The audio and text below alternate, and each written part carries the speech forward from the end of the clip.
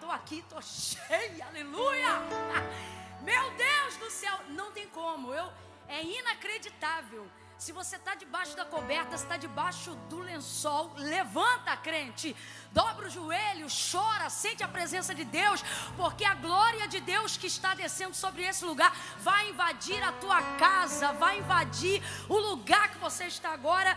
E isso aqui não é conto da carochinha, nem estou falando porque estou na internet com cara de comercial, que você sabe que eu não sei fingir costume. É porque a presença de Deus é real neste lugar.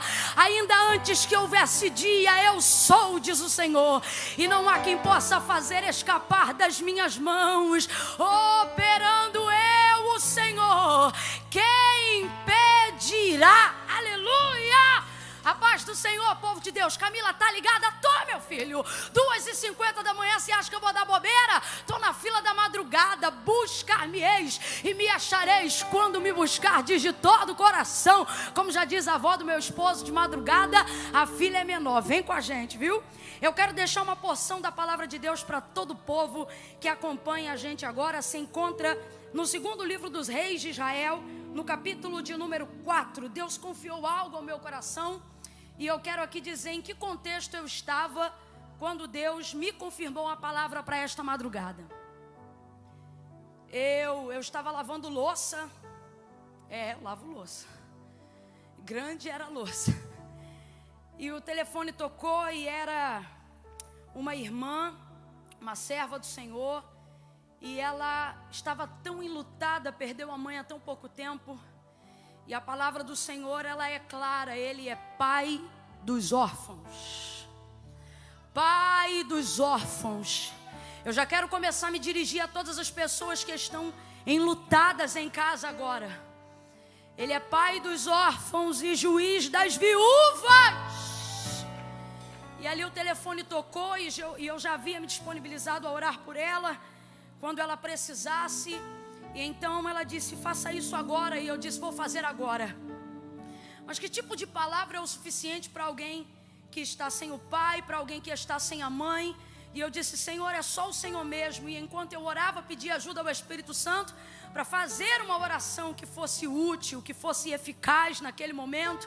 E eu dizia, Senhor, o que eu vou dizer? E o Espírito Santo falava comigo, diga agora em oração que eu vou revesti-la, e tudo aquilo que eu não der para ela poder para resolver, eu vou dar a ela a capacidade para administrar.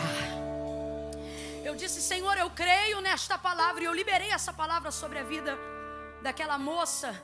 E eu disse, olha, Deus está falando comigo aqui agora, que tudo que Ele não te der poder para resolver, Ele vai te dar capacidade para administrar até que Ele resolva.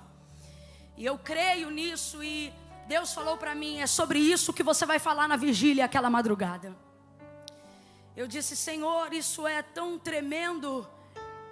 Guarde essa frase aí, porque ela é uma palavra de ordem. Que palavra você diz para alguém que enterrou uma mãe? Que palavra você libera para alguém que enterrou um filho? Que palavra você diz para alguém que perdeu um marido? Que palavra você diz para alguém que perdeu um bem que não pode ser substituído, entre tantas outras coisas?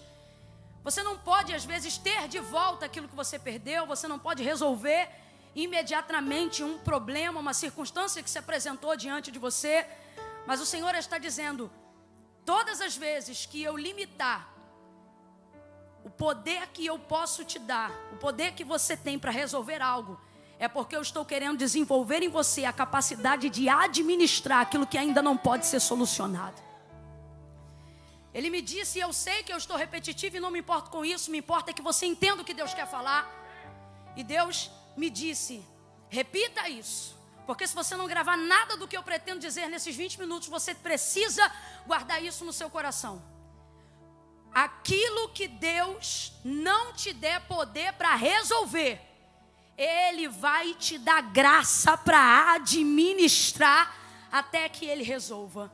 E Deus trouxe isso em minha memória quando me fazia lembrar da mulher sunamita que recebeu o único filho que ela tinha. Já fazia parte de uma promessa que Deus havia usado o profeta Eliseu para que ela gerasse, uma vez que o marido dela já era avançado em dias.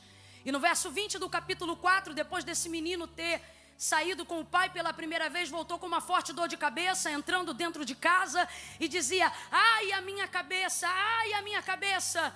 E uma mãe conhece um filho e pelo grito, pela dor, pelo gemido, ela obviamente sabia que já não havia muito o que fazer. O texto não conta, mas obviamente sendo mãe, a gente sabe que ela tentou fazer alguma coisa. Ninguém vai receber um filho gritando de dor de cabeça dentro de casa e não vai fazer nada. Com certeza ela deve ter feito o que qualquer boa mãe faria. Abriu ali em meio aos cabelos, viu se machucou alguma coisa. O que está acontecendo? Tentou investigar, mas no final o texto diz que colocou o menino no colo. O texto, na verdade, não fala colo. Ele diz assim, que ela colocou ele sobre os joelhos dela. E ao meio-dia, verso 20, o menino morreu. Colocou o menino sobre os joelhos. Colocou o menino sobre os joelhos. Colocou o menino sobre os joelhos. O problema sobre os joelhos. A incapacidade sobre os joelhos.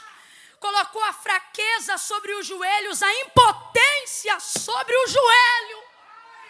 Porque tudo isso que o menino representava, ele era o cumprimento de uma promessa, mas que agora ela estava vendo escapar, sem ter absolutamente o que fazer. E joelho para nós é tão profético.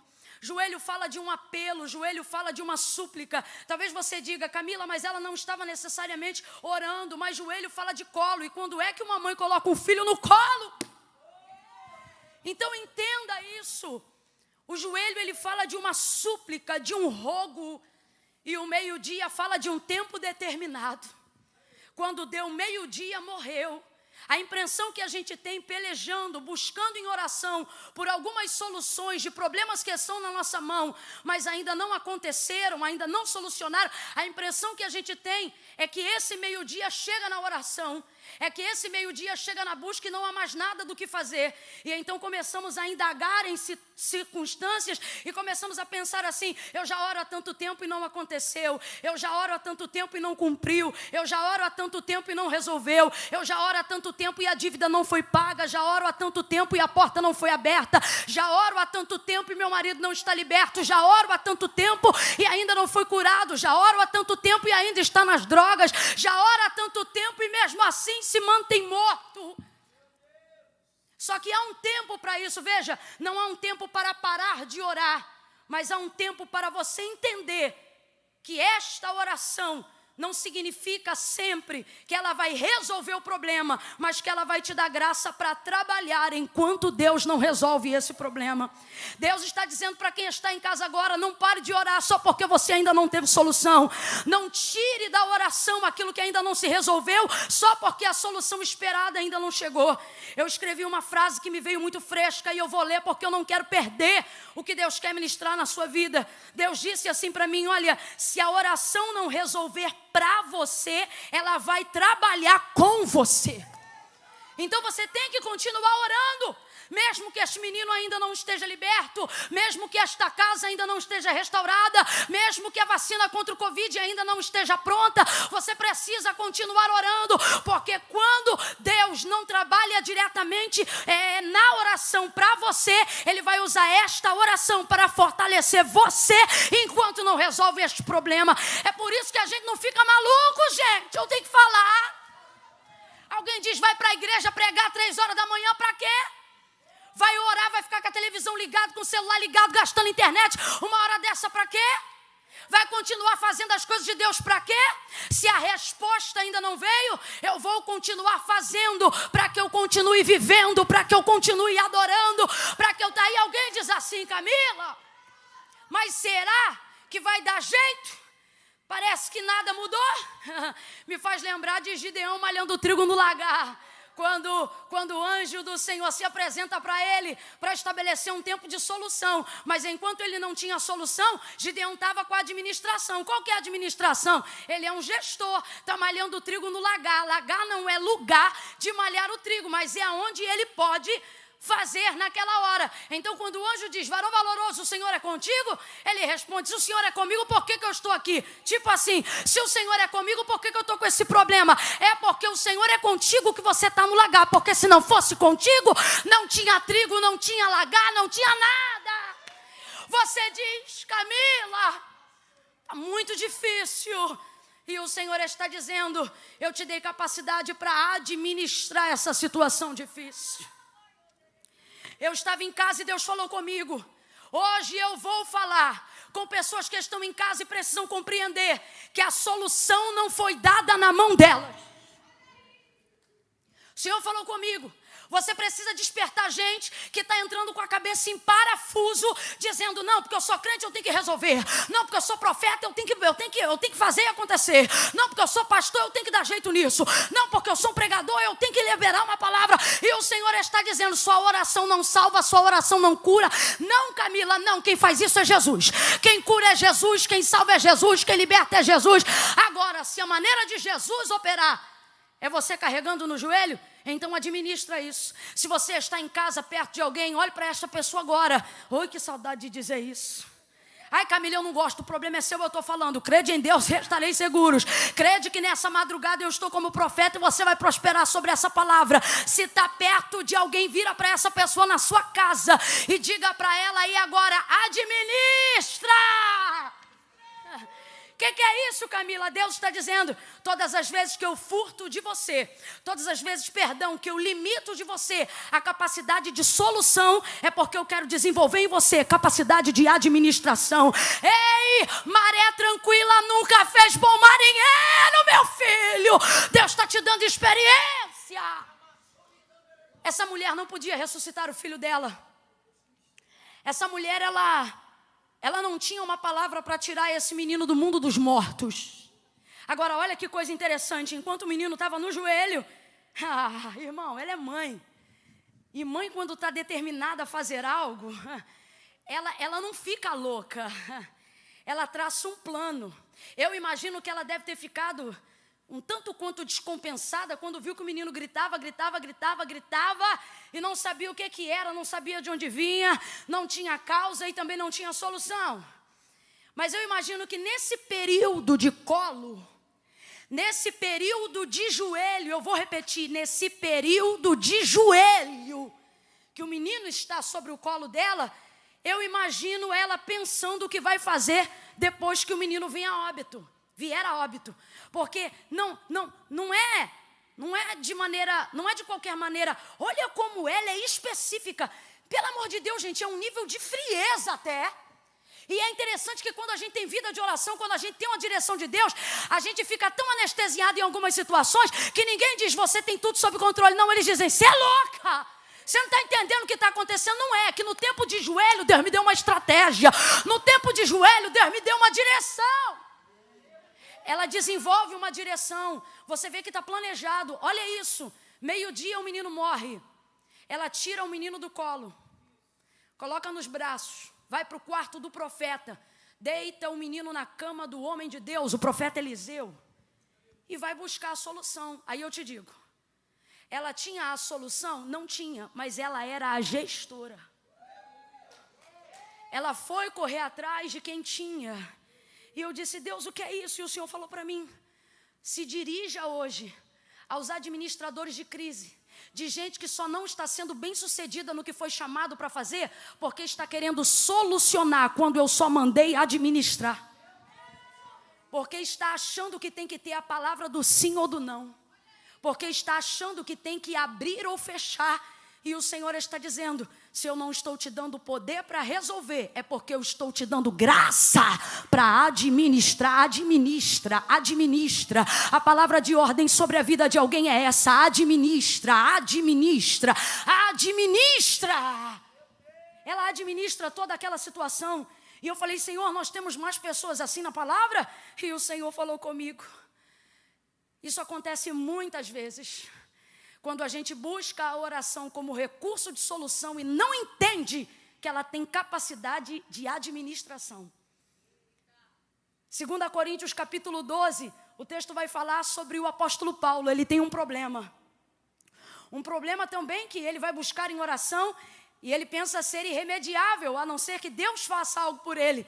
E o texto é incrível, 2 Coríntios capítulo 12, versos 7, 8 e 9. E ele começa no verso 7, falando da sua queixa, do seu problema. E qual é o problema do apóstolo Paulo? Ele diz: eu tenho um espinho que me foi posto na carne, para que eu não me vangloriasse por causa da grandeza das revelações que eu recebi.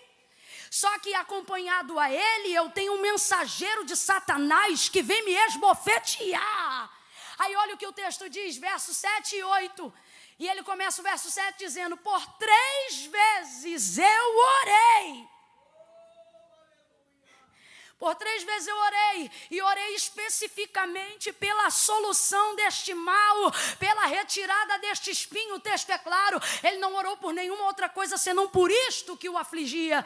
E ele disse: por 3 vezes eu orei, por 3 vezes eu insisti, por 3 vezes eu bati na porta, mas ele me disse: vou resolver? Não, administra, a minha graça te basta, porque o meu poder se aperfeiçoa na sua fraqueza. E então eu entendi que quando eu estou fraco, eu sou forte. Eu sou forte. Deus está dizendo: ei, você não é vitorioso só quando eu te dou vitória. Você é vitorioso quando aprende a administrar uma perda. Aí você cresce. Aí você avança. Aleluia. Aleluia. É quando eu não tenho poder para fechar uma questão que Deus desenvolve em mim uma capacidade de gestão. Aonde estão as pessoas que nesse tempo de crise serão administradores de toda essa situação? Não é a primeira vez que o apóstolo Paulo passa por isso. Por exemplo, quando ele escreve a carta aos Romanos no capítulo de número 7, ele deixa muito claro que há diante dele, por exemplo, uma guerra que não pode ser por ele vencida. Há diante dele, por exemplo, uma guerra que não pode ser por ele mesmo definida. Qual? Batalha entre carne e espírito.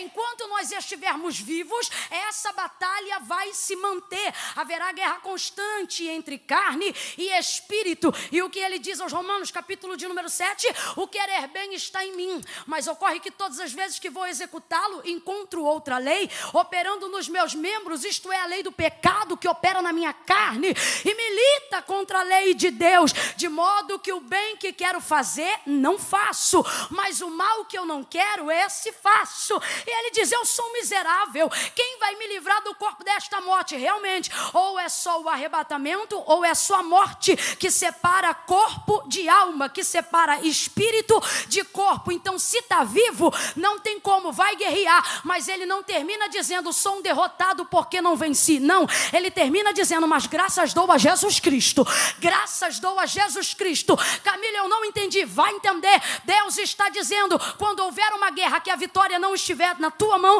vai dando graça para mim que eu dou graça para ti. Vai dando graça para mim que eu dou graça para ti. E você vai administrar. É como se Paulo estivesse dizendo assim: Deus, dá para resolver comigo vivo? Ele estivesse dizendo: não, mas dá para administrar. Administra. Aleluia. Aleluia. Marcos capítulo de número 5. Camila, você está diferente? Tô mesmo. Marcos capítulo de número 5. 12 anos de administração. 12 anos administrando. 12 anos. 12 anos. 12 anos pelejando, 12 anos buscando uma cura que não existe, 12 anos dentro de um tratamento que não leva ela à melhora. O texto diz que ela só piora, porque eu estou falando da mulher do fluxo de sangue, uma hemorragia contínua, num tempo onde não tem transfusão sanguínea, ela só perde, só perde, só perde, só perde, e não restitui, ela só perde, só perde, só perde, e não tem nada de volta. Mas o texto diz que ela vende, que ela troca, que ela negocia tudo para investir no tratamento. Que é isso? Administração. Ela não tem a cura, mas não para de administrar. Para mim isso aqui é o maior intensivão de 12 anos de administração. Isso aqui é PhD em administração. Agora veja, tudo aquilo que ela fez Não dava para ela cura, mas não tirava dela a capacidade de administração. E alguém diz, Camila, Jesus curou. Exatamente, foi Jesus que curou, porque quem resolve é Ele. Mas se ela não tivesse administrando 12 anos, é ruim que ela estava diante da oportunidade de ser curada quando Jesus passou pelas cercanias dela. Camila, eu não entendi. Vai entender que eu vou falar rasgado. Não é porque Ele cura câncer que você interrompe a quimioterapia. Faz o tratamento. Deus está falando com alguém essa madrugada.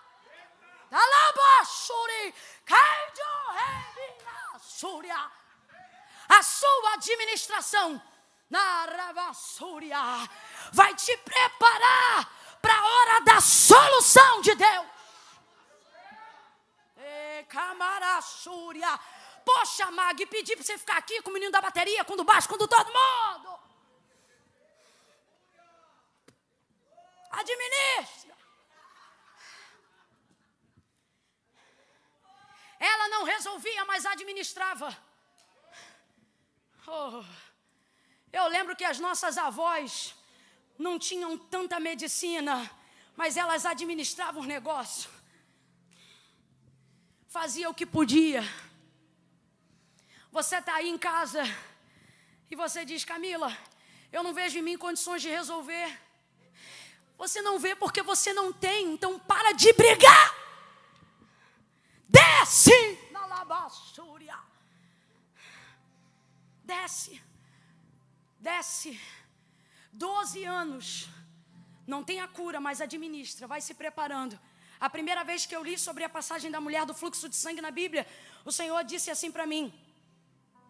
Depois eu até reproduzi para as pessoas, mas a experiência foi pessoal. Mas eu vou dizer para você o que Deus disse para mim. A primeira vez que eu li sobre a mulher do fluxo de sangue na Bíblia, Deus disse assim para mim, faça alguma coisa, mesmo que eu ainda não esteja fazendo nada. Ele estava dizendo para mim, faça alguma coisa por si mesma. Deus ama quem luta. Deus ama quem não desiste. Deus ama um Bartimeu que grita, filho de Davi, tem compaixão de mim. Mesmo que alguém diga, calha a boca, cego, ele não vai te ouvir. Filho de Davi, tem compaixão de mim. Deus ama uma cananeia que não desiste. Aonde alguém diz, despede a que vem gritando atrás de nós. Mas ela continua, filho de Davi, tem misericórdia de mim. Deus ama alguém que não desiste. Quando eu estava pensando sobre essas coisas que o Espírito está compartilhando ao meu coração, o Senhor disse assim para mim, veja aí, quais são as pessoas mais bem-sucedidas no mundo? Financeiramente falando, é claro. E aí eu fui no Google e botei lá, me dei aí a lista das pessoas mais bem-sucedidas no mundo. E nós temos 7 nomes que encabeçam a Forbes nos últimos 3 anos.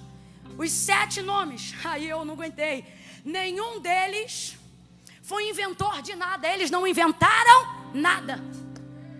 Esses aí é só se eu botasse a lista do Nobel disso ou daquilo. Eles não inventaram nada. Os homens mais bilionários. Camila, o que é mais bilionário? Não sei, deve ser quase trilhardário.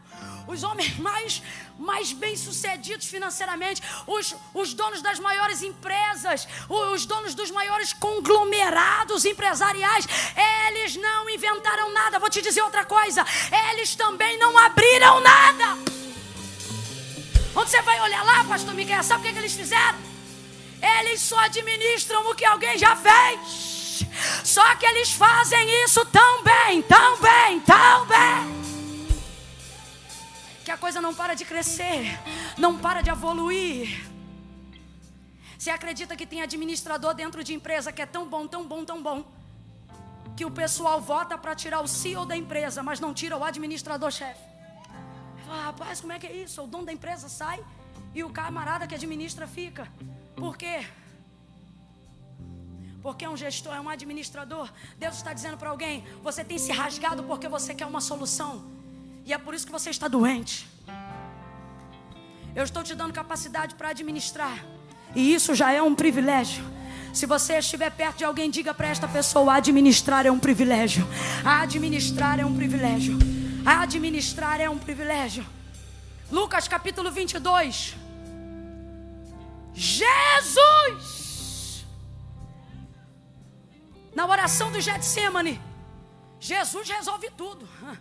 Jesus é Jesus.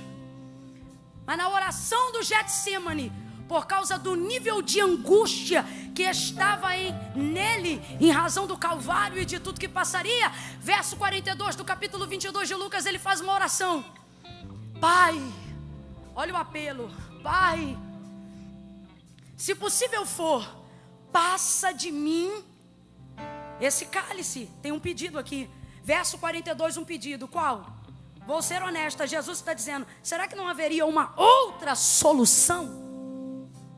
Todavia, é claro, seja feita a tua vontade, porém, né?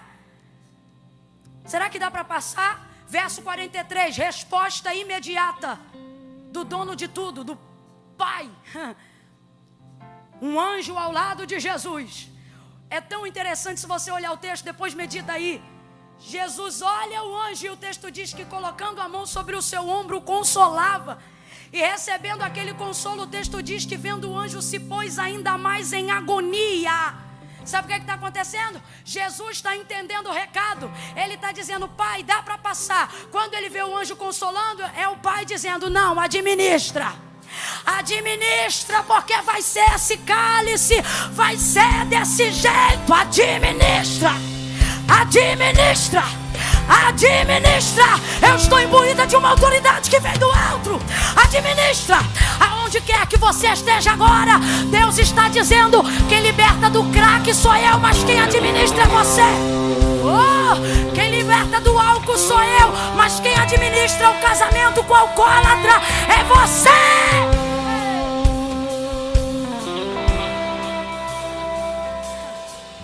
É como se o pai estivesse dizendo: filho, administre isso aí. Porque qual foi a frase que eu disse aqui no início? Eu disse que tudo que Deus não te dá poder de resolver, vai te dar graça para administrar, até que Ele resolva. Em Lucas 22 o que eu vejo é isso. Eu vejo o pai dizendo: administra Lucas 22, que daqui a 3 dias eu te dou João 19.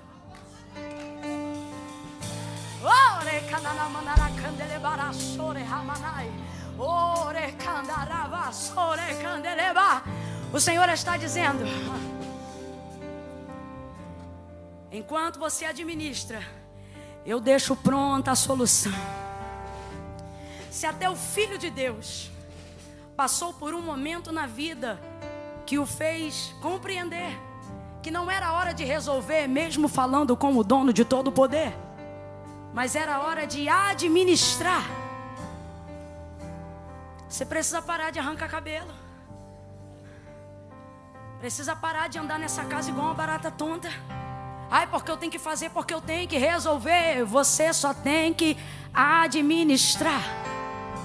Um dia após o outro. Já viu a oração do Pai Nosso? O pão nosso de cada dia. O que ele está dizendo? Administra aí o dia a dia. João capítulo de número 1, Deus falou para mim: fecha nele, que foi o melhor administrador. João, tanta graça. João capítulo de número 1, tanta graça, tanto poder. Ministrando um culto no deserto, vamos dizer assim, batizando uma renca de gente com água. Tanta virtude, tanto poder, que alguém pensou: a solução está com ele. E chegaram para ele e disseram: João, fala a verdade, tu és o Cristo. E o texto diz: e falou a verdade e não mentiu, dizendo: não o sou.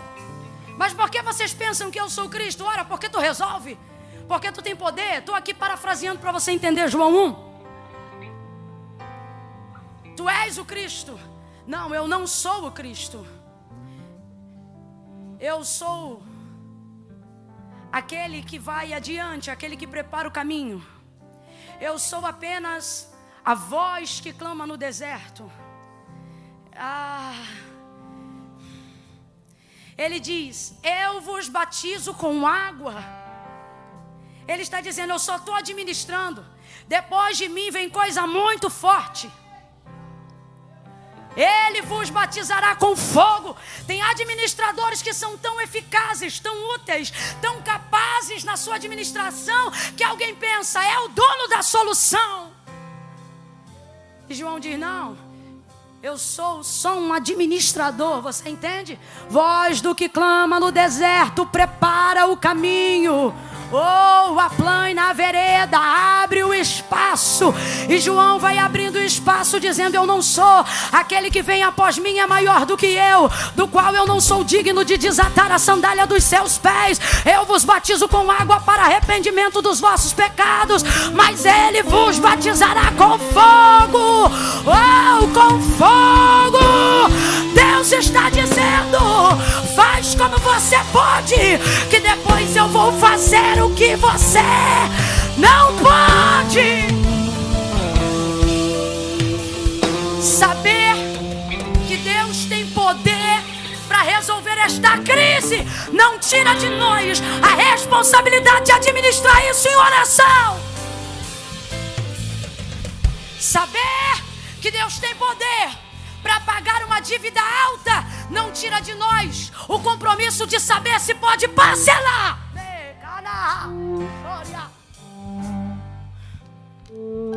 A gente tem que administrar. João fez isso de maneira tão bela. Eu estou parafraseando para você entender. É como se dissessem: João, você é o Cristo? Não, sou só um administrador. Vamos fechar aqui? O que é sunamita? O apóstolo Paulo, a mulher do fluxo de sangue e João Batista têm em comum: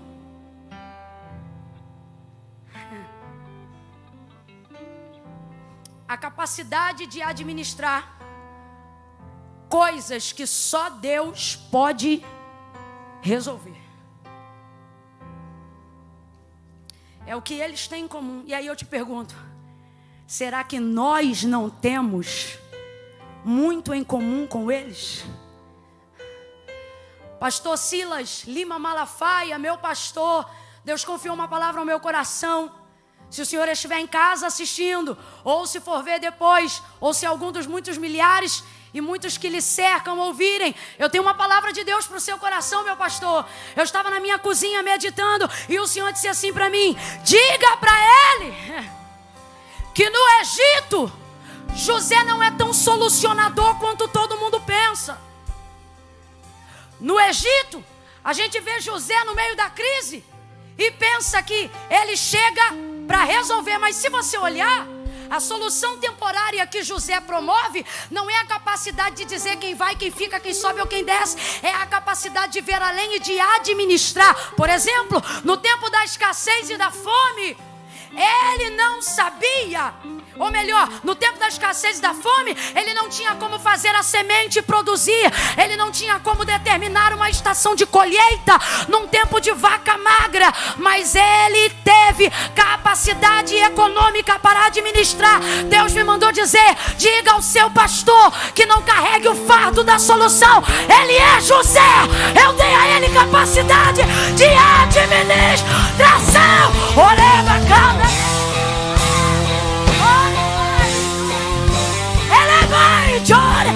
Administra, oh, administra, ei, administra.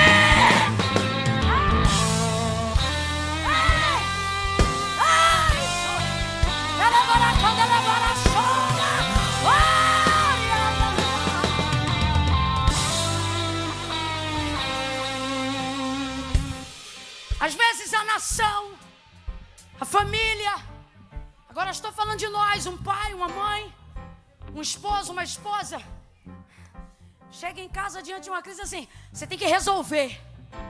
A gente é assim, né?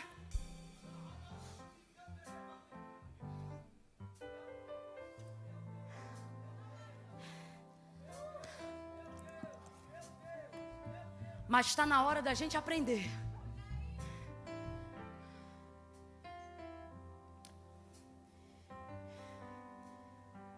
que se não está conosco a solução definitiva, isso não rouba de nós a capacidade administrativa de gerir. Na rua que eu cresci, a minha adolescência, eu tinha uma vizinha 2 casas no sentido oposto da rua. Ela era tão velhinha, congregava com a gente no círculo de oração. Gente boa. Aquelas corcunda que anda tanto na presença de Deus, que não é corcunda de coluna, é de tanto que ora, de tanto que vive encurvada em reverência, que cria costume. Morava com ela 7 pessoas na mesma casa e mais 4 crianças. Ela cuidava de tudo. Ela só tinha o salário de uma aposentadoria do falecido marido. E ela cuidava de tudo. E os filhos já eram mais velhos, mas a casa parecia translocada. O portão era caído, quem olhava de fora, rapaz, era uma loucura. Sábado de manhã ela estava na igreja, domingo de manhã ela estava na igreja, domingo à noite ela estava na igreja. Quarta-feira à tarde ela estava no culto de libertação. Quinta-feira à noite ela estava no culto. Sábado de manhã ela voltava para a consagração. Terças e segundas ela fazia visitas nos lares. E você passava em casa, estava com pano de prato no ombro, deixando feijão congelado para isso, para aquilo. A gente olhava aquilo e dizia, meu Deus, é muita coisa para essa pessoa. No dia que ela faleceu, todo mundo, uns desgringolaram, outros arrumaram o prumo da casa, consertaram o portão, foram botando as coisas em ordem. Todo mundo tinha salário, mas ninguém investia. Todo mundo tinha as coisas, mas ninguém fazia.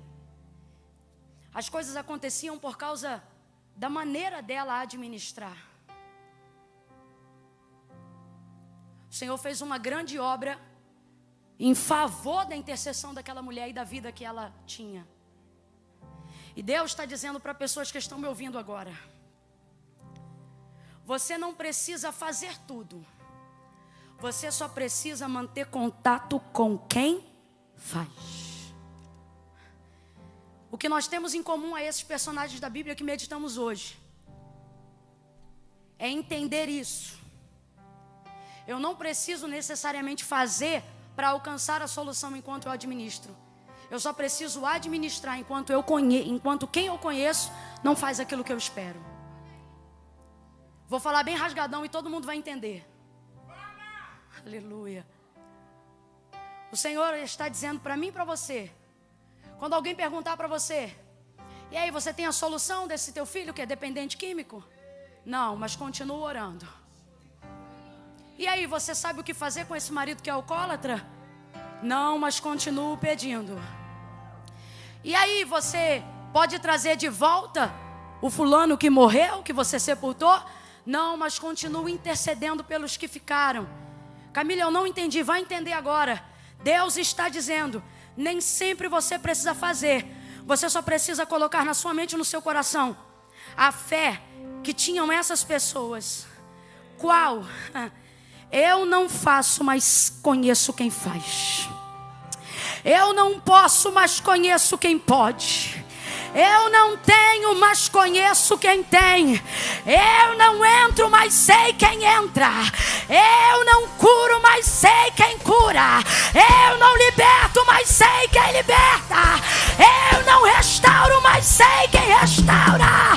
Eu não vou, mas eu sei quem vai. Eu não brigo, mas eu sei quem briga. Eu não pelejo, mas eu sei quem peleja. Eu não dou ordem, mas eu sei quem manda. Jesus Cristo. Confia nele, espera nele, ore por ele.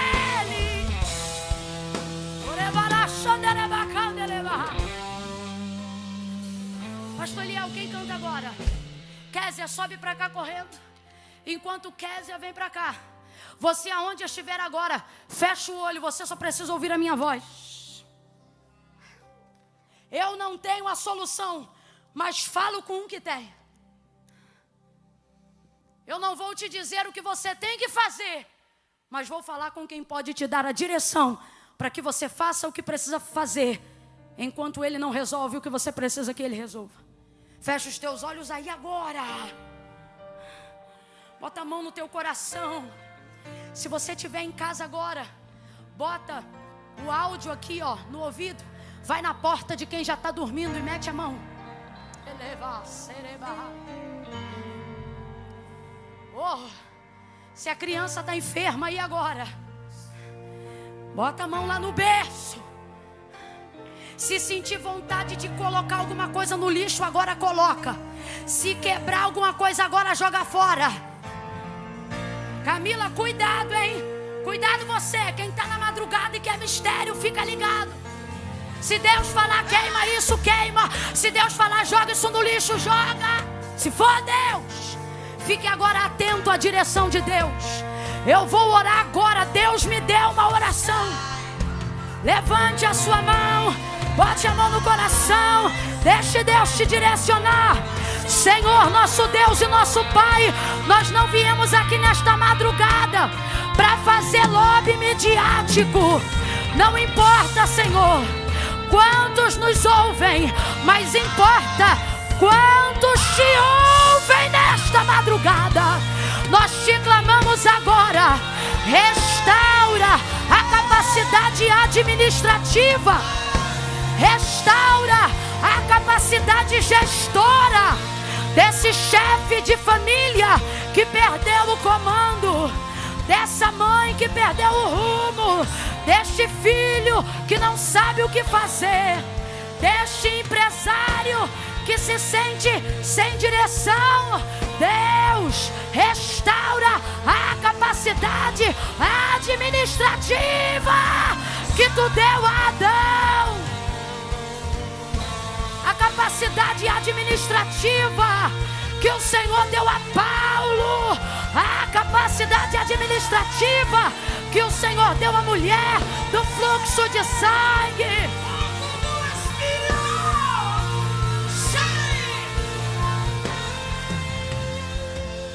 Senhor, em nome de Jesus, nós choramos agora, Senhor, aonde houver agora um paciente renal que está pensando em desistir, dá ele capacidade administrativa enquanto filtra o sangue dele. Deus, aonde houver alguém agora com um tumor que precisa passar pelo processo de quimioterapia, dá a este homem, a esta mulher, capacidade administrativa na crise. Deus, nós te clamamos por pastores que nunca passaram por um momento como esse. Dá a eles a capacidade administrativa, Senhor. Nós não podemos, mas tu podes. Nós não fazemos, mas tu fazes. Nós não somos, mas tu és. Eu faço agora a minha oração como a palavra de Jó. Bem sei eu que tudo podes, tudo pode, e nenhum dos teus pensamentos podem ser frustrados. Mas enquanto o Senhor não dá o ultimato, enquanto o Senhor não toca na prova comprobatória, enquanto o Senhor não coloca a sentença na boca do juiz, enquanto o Senhor não permite a saída do último laudo do exame, enquanto o Senhor não tira do crack da Cracolândia essa menina, enquanto tua mão não restaura esse casamento, enquanto tu não completa a obra, dá a essa mulher, a este homem, a unção de governo, a capacidade de administração. Sobeja na graça, sobeja na graça, sobeja na graça, sobeja na graça. Em nome de Jesus nós oramos assim. Kézia, adora, porque o Senhor vai entrar em lares agora.